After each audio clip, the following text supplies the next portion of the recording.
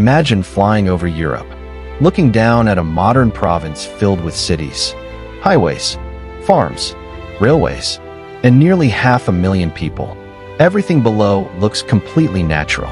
But then someone tells you, none of it existed just a few decades ago. Not the roads, not the farms, not the forests, not even the ground beneath them. Because this entire province was once the bottom of the sea. Imagine standing where cargo ships once sailed, then watching tractors harvest wheat from the same location. Imagine building an airport, a city, and an entire transportation network on land that didn't exist when your grandparents were born. It sounds impossible, yet that's exactly what the Dutch accomplished. They didn't simply reclaim a beach. They didn't expand a coastline. They created an entirely new province, larger than some independent countries, a place called Flevoland. It remains one of the greatest land reclamation projects in human history. But creating new land wasn't the hardest part. The hardest part was convincing nature to let them keep it. For centuries, the Netherlands has lived with water. Much of the country lies at or below sea level. Instead of retreating from the sea, the Dutch chose a different path. They built dikes, canals, windmills, pumping stations, and over generations, they reclaimed thousands of square kilometers of land. But by the early 20th century, the Netherlands faced a growing problem. Its population was increasing rapidly. Agricultural land was becoming scarce. Cities continued expanding. The government needed more space. Not in another region, not overseas. They needed more Netherlands. There was only one place left to build it, the Zuiderzee, a vast inland sea connected directly to the North Sea. For centuries, it had flooded nearby communities, destroyed farmland, and claimed thousands of lives. Most nations viewed it as a permanent force of nature. Dutch engineers saw something else, an opportunity, one that would transform the geography of an entire country forever. Long before construction began, one engineer imagined something almost unbelievable. His name was Cornelis Lely. In the late 19th century, while many believed the Zuiderzee could never be controlled, Lely proposed an ambitious solution: close off the sea, pump out the water, create vast areas of entirely new land.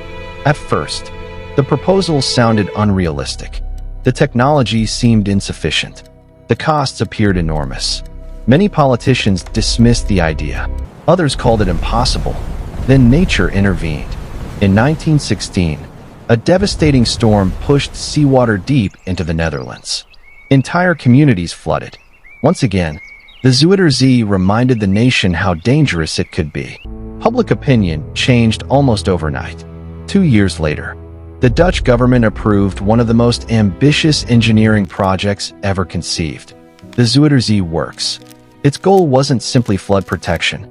It was to reshape the map of the Netherlands itself. Before new land could appear, engineers first had to conquer the sea. The first challenge wasn't creating land. It was separating the Zuiderzee from the North Sea. To accomplish this, Dutch engineers designed an enormous closure dam unlike anything built before. The Afsluitdijk, stretching approximately 32 kilometers across open water. The dam would permanently seal the Zuiderzee from the ocean. Construction began in 1927. Day after day, ships delivered millions of tons of sand, clay, and rock. Workers battled powerful waves, changing tides, and unpredictable weather. The dam slowly advanced from both directions. Year after year, the gap between the two ends became smaller. Then, on May 28, 1932, the final opening was closed. For the first time in history, the North Sea could no longer freely enter the Zuiderzee. What had once been a saltwater sea would gradually become a freshwater lake, known today as IJsselmeer. But the Afsluitdijk wasn't the final achievement. It was only the beginning, because now, the real challenge could finally begin. Creating land where only water had existed. Closing the Afsluitdijk solved only one problem. The sea was no longer connected to the North Sea, but the water was still there. Beneath the surface lay thousands of square kilometers of seabed that had been hidden for centuries. Turning that seabed into dry land would require one of the largest pumping operations in history. Engineers couldn't simply drain the entire lake at once. Instead, they divided the future land into enormous sections called polders. Each polder would become its own engineering project. The process always began the same way. First, workers constructed a giant ring dike around the area they intended to reclaim. These circular barriers stretched for dozens of kilometers, forming watertight walls that isolated part of the lake. Once the ring dike was complete, the real work began. Massive pumping stations started removing water day and night. Millions of cubic meters disappeared every week. The water level slowly dropped. Months passed. Then, something remarkable happened. The seabed appeared for the first time in centuries. What had once been open water was now exposed earth. But it wasn't farmland. It wasn't stable ground. It was thick, waterlogged marine clay, too soft to support even the weight of heavy machinery. Creating land turned out to be much easier than making it usable. When the pumping finally stopped, the work was far from over. Freshly reclaimed land behaves very differently from ordinary ground. For hundreds of years, the seabed had been compressed beneath millions of tons of water. Once that water disappeared, the soil began changing. The heavy clay slowly settled under its own weight. Moisture escaped. Tiny air pockets formed. Organic material decomposed. The entire landscape gradually sank and stabilized. If engineers had immediately built roads, houses, or railways, many structures would have cracked, shifted, or collapsed as the ground continued settling. So they waited, sometimes for years. During this period, special drainage canals carried away groundwater. Temporary pumping stations kept the new land dry. Scientists constantly measured soil movement, water content, and ground stability. Only after the land reached the required strength could construction begin. Nature still played a role. Reeds were planted across large areas. Their roots helped stabilize the soft clay, reduced erosion, and improved soil quality. Slowly, what had once been the floor of a sea began transforming into fertile earth. The Dutch weren't simply creating land. They were teaching an entirely new landscape, how to exist. Unlike almost every other place on Earth, Flevoland wasn't shaped by history. It was shaped by planning. Before the first families arrived, before the first house was built, before the first tree was planted, engineers and urban planners designed the entire province on paper. Every road, every canal, every farm, every railway, every power line, every future city. Nothing was left to chance. Wide agricultural fields were carefully arranged for maximum efficiency. Drainage canals formed a precise geometric network, constantly carrying excess water toward powerful pumping stations. Forests were planted to reduce wind erosion, improve biodiversity, and create natural recreation areas. Even the cities followed a modern vision. Take Almere, for example. Instead of growing slowly over centuries, it was planned as a city of the future. Wide boulevards, separated bicycle paths, large parks, modern neighborhoods, and efficient public transportation were incorporated from the very beginning. Another city, Lelystad, was named after Cornelis Lely himself, a lasting tribute to the engineer whose vision made the impossible possible. By the time construction accelerated, Flevoland wasn't simply becoming new land. It was becoming one of the most carefully planned regions ever created. Creating new land was only half the mission. The Netherlands needed that land to feed a nation. At first, few believed farmland could emerge from what had been the bottom of the sea. But the seabed held a remarkable advantage. For thousands of years, rivers flowing into the Zuiderzee carried fine layers of nutrient-rich silt and clay. Season after season, those sediments settled quietly beneath the water. By the time engineers reclaimed the land, they had uncovered one of Europe's most fertile soils. Once the ground stabilized, farmers began planting wheat, potatoes, sugar beets, onions, carrots, and countless other crops. The results exceeded expectations. Modern irrigation systems, carefully designed drainage canals, and highly mechanized farming transformed Flevoland into an agricultural powerhouse. Today, Its fields produce millions of tons of food every year. Many of the vegetables exported across Europe begin their journey here. What was once an open sea now helps feed millions of people. It remains one of the clearest examples of how engineering, science, and agriculture can work together to reshape an entire landscape. When Flevoland first emerged, it looked almost lifeless. There were no forests, no wildlife, no natural rivers, only endless stretches of exposed clay. Many assumed it would remain an artificial landscape forever. Nature had other plans. As engineers planted grasses and reeds to stabilize the soil, birds began arriving. Migratory species discovered new nesting grounds. Seeds carried by the wind slowly took root. Shrubs appeared, then trees. Within just a few decades, entire forests had formed where waves once rolled across open water. Perhaps the most remarkable transformation occurred in the Oostvaardersplassen. Originally intended as industrial land, the area remained too wet for development. Instead, it evolved into one of Europe's most unique wetlands. Today, wild horses, red deer, foxes, thousands of migratory birds, and countless other species thrive there. Scientists from around the world study this remarkable ecosystem, not because it was carefully designed, but because nature adapted to a landscape humans had created. It became an unexpected partnership. Engineering created the land. Nature brought it to life. Although Flevoland looks like any other province, its survival depends on something most people never notice: the pumps. Almost all of Flevoland lies several meters below sea level. Rainwater doesn't naturally flow away. Without constant pumping, the water would slowly begin returning.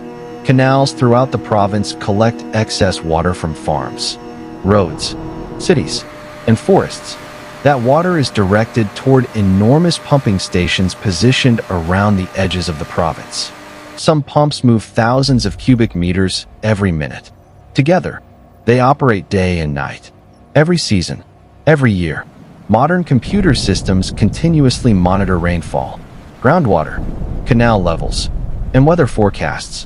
When heavy storms approach, the system automatically increases pumping capacity before flooding can occur. In many ways, Flevoland functions like a giant engineered bowl. The dikes keep the water out. The canals move water across the landscape.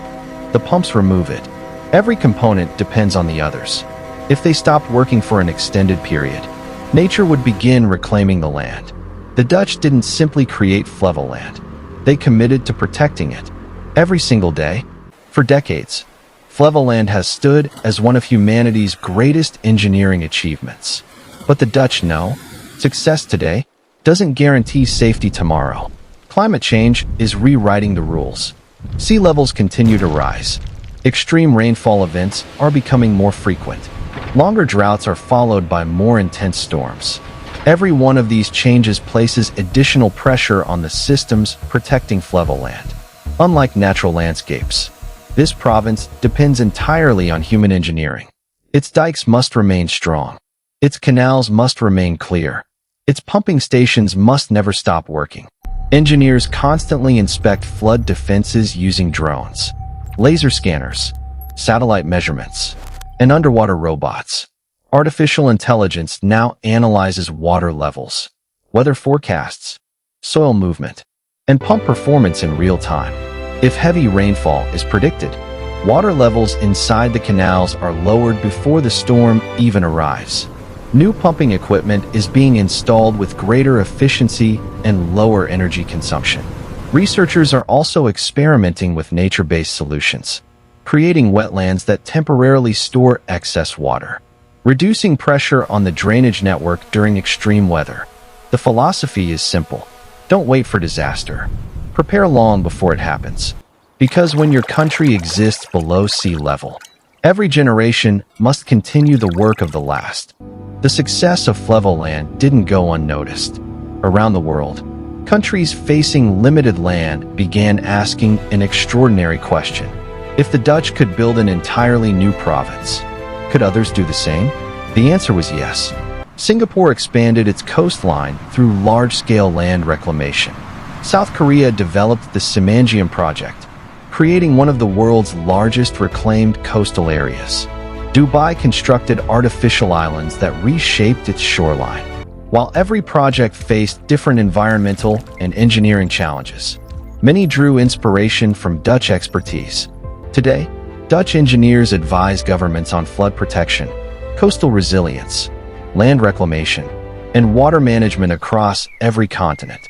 But Flevoland remains unique because it wasn't built as a luxury development or a tourist attraction. It was built to solve national problems, to create farmland, housing, infrastructure, and opportunity. It demonstrated that engineering isn't only about constructing larger buildings. Sometimes, it's about creating the very ground those buildings stand upon. Few projects have changed a nation's geography so completely. Even fewer have inspired the world to rethink what is possible. Maps usually tell the story of nature. Mountains, rivers, coastlines, and oceans appear permanent.